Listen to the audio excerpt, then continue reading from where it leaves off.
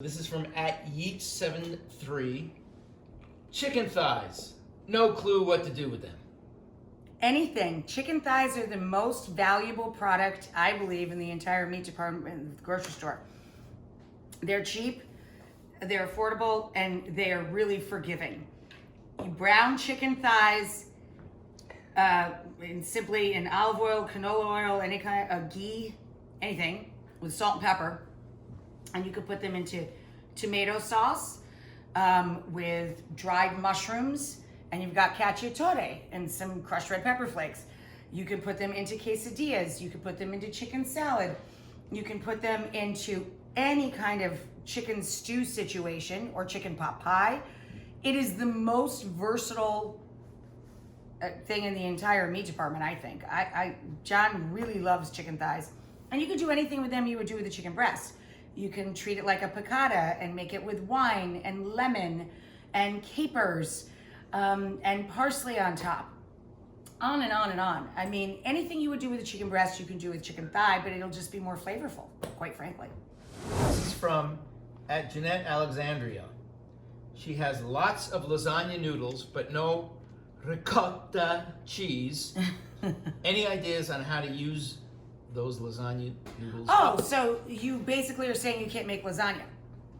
Lasagna, by the way, traditional lasagna, bolognese style lasagna, is just layers of meat sauce, meat and tomato based sauce, and bechamel. White sauce, red sauce, white sauce, red sauce, white sauce, red sauce, with flat sheets of eggy pasta in between them.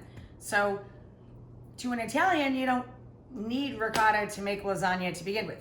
But ideas for lasagna noodles, you can break them up just into regular pieces and toss them with butter and cheese.